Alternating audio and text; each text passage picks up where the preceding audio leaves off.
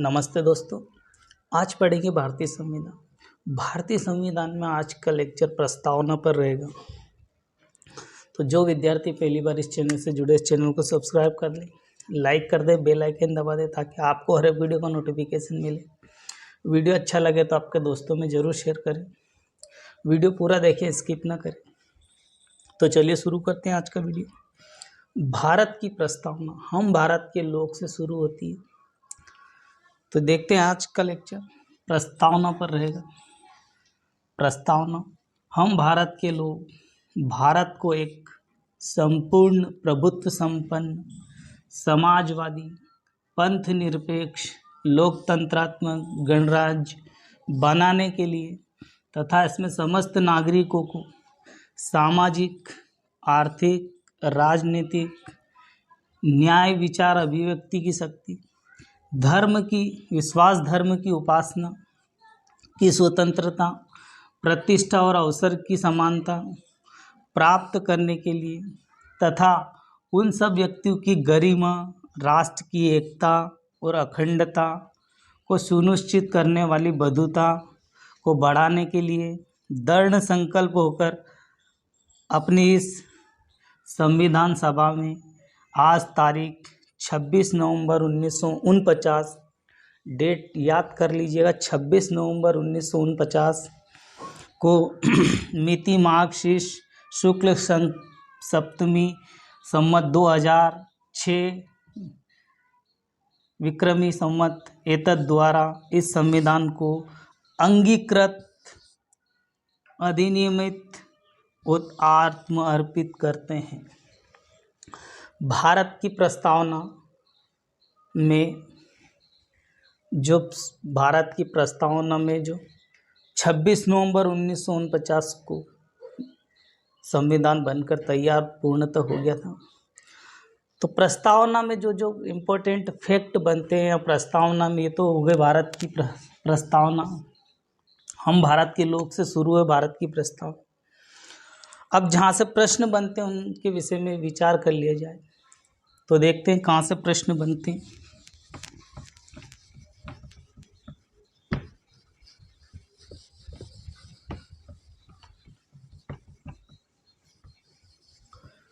भारत के संविधान में भारत की प्रस्तावना में 42वें संविधान संशोधन के तहत एक बार संशोधन किया जा चुका है। तो 42वें संविधान संशोधन के तहत 42वां संविधान संशोधन के तहत भारत की प्रस्तावना में या संविधान में जो प्रस्तावना है उसमें संशोधन किया गया और उसमें 3 शब्द जोड़े गए थे। प्रस्तावना में 3 शब्द जोड़े गए, समाजवादी पंथ निरपेक्ष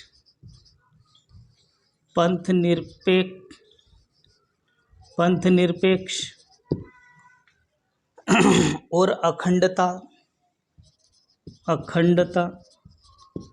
42वें संविधान संशोधन किया गया भारत की संविधान की प्रस्तावना में, उसमें समाजवादी शब्द, पंथ निरपेक्ष शब्द और अखंडता शब्द जोड़े गए।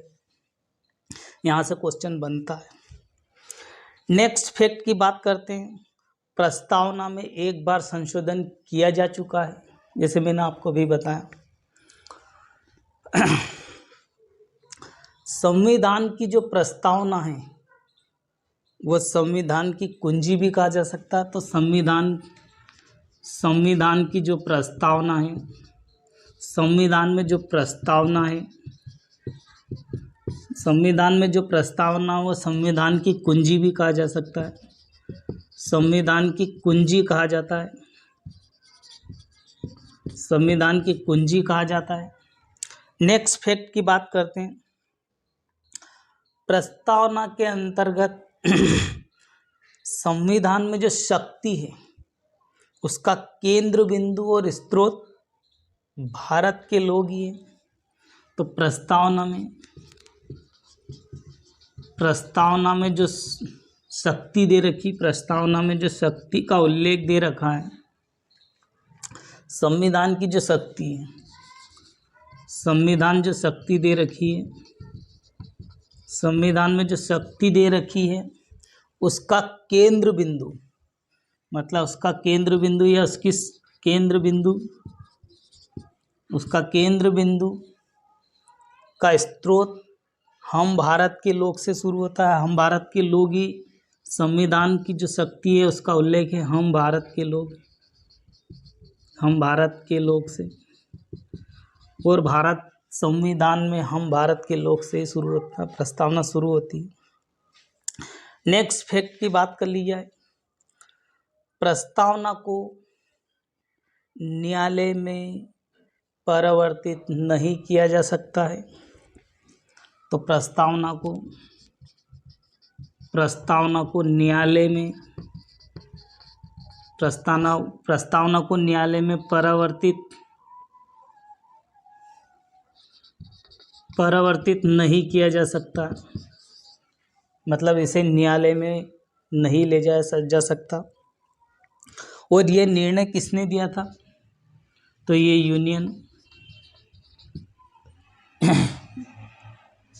यूनियन ऑफ इंडिया,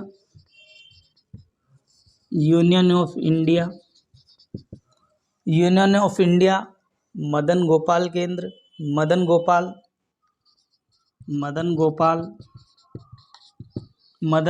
जी के द्वारा 1957 में निर्णय दिया था। 1957 में यह निर्णय दिया गया था कि प्रस्तावना को न्यायालय में परिवर्तित नहीं किया जा सकता। किंतु सरकार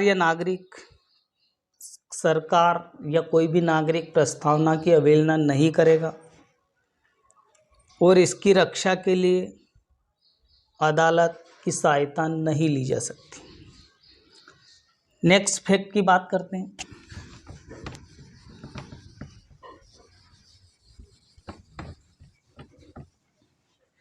एक बेरुवाड़ी यूनियन संघ केंद्र आया, बेरुवाड़ी संघ आया,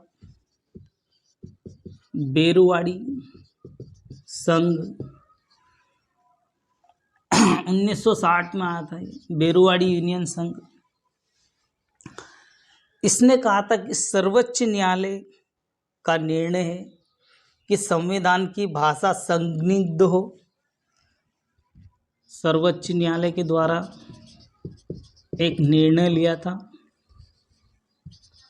सर्वोच्च न्यायालय के द्वारा एक निर्णय लिया गया कि संविधान की भाषा संदिग्ध हो और प्रस्तावना में जो विधिक होता है वो निर्वाचन मंडल के द्वारा हो। निर्वाचन सदस्यता करती है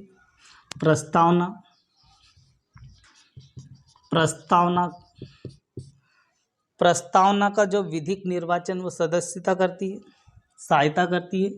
प्रस्तावना में जो विधिक अधिकार है यह विधिक सहायता प्राप्त करती है।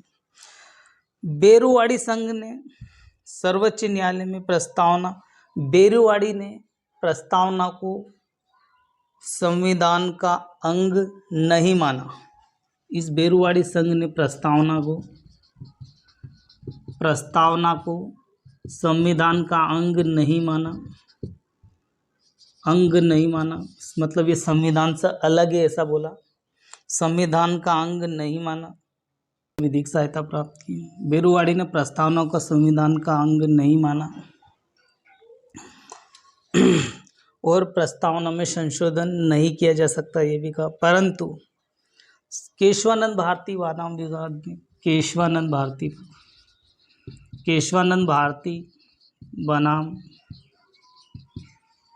केशवानंद भारती बनाम राज्य विवाद 1973 प्रस्तावना को संविधान का भाग माना,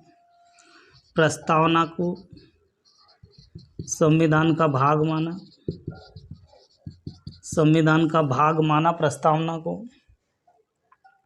और इसके लिए जो संसद विधिक अधिकार रहती है उसमें संसद प्रस्तावना में संशोधन कर सकती है, ये कहा केशवानंद भारती बनाम राज्य ने। नेक्स्ट फैक्ट की बात करते हैं। संसद संविधान के मूल ढांचे में नकारात्मक संशोधन नहीं कर सकती है। संसद जैसे संशोधन कर सकती है और इससे मूल ढांचे में मजबूतीकरण होता है। संविधान, लिखित संविधान की अवधारणा, लिखित संविधान की अवधारणा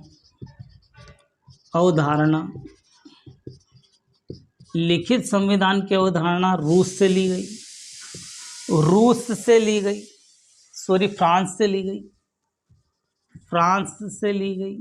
फ्रांस से लिखित संविधान की अवधारणा ली गई। नेक्स्ट फैक्ट की बात करते हैं। भारतीय राजनीतिक व्यवस्था संविधान में सर्वोच्च है। भारतीय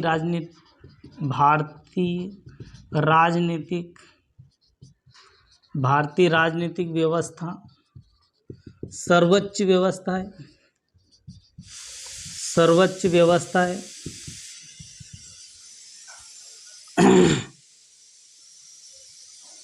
भारत के संविधान में जो पदाधिकार है वो भारत की जनता से प्राप्त होते हैं।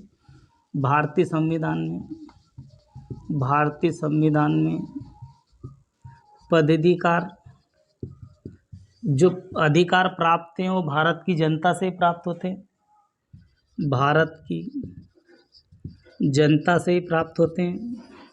भारतीय संविधान में जो भी पदाधिकार दे रखे हैं वो भारत की जनता से ही अधिकार मिलते हैं। भारत का संविधान सबसे बड़ा लिखित संविधान है। भारतीय संविधान सबसे बड़ा लिखित संविधान है। भारतीय संविधान सबसे बड़ा लिखित संविधान है। और ये ना अधिक कठोर है और ना ही अधिक लचीला है। ना कठोर ना लचीला, ना अधिक कठोर है ना ही अधिक लचीला है। नेक्स्ट फैक्ट की बात करते हैं। भारत के संविधान में भारत शासन अधिनियम 1935 का बहुत अधिक गहरा प्रभाव पड़ा था। तो 1935 का भारत शासन अधिनियम का गहरा प्रभाव था और भारत शासन अधिनियम का 2/3 हिस्सा भारत के संविधान में शामिल कर लिया गया था। भारत में राज्यों का संघ कहा गया है। भारत को राज्यों का संघ कहा गया है। भारत में राज्य को राज्यों का संघ कहा गया। तो ठीक है दोस्तों, आज की वीडियो में इतना ही। मिलते हैं नेक्स्ट वीडियो में। जो विद्यार्थी पहली बार इस चैनल से जुड़े, इस चैनल को सब्सक्राइब कर दें, लाइक कर दें, बेल आइकन दबा दें, ताकि आपको हर एक वीडियो को नोटिफिकेशन मिलता रहे। वीडियो पसंद आए तो लाइक करें, दोस्तों में शेयर करें। तो आज की वीडियो में इतना ही। जय हिंद, जय भारत।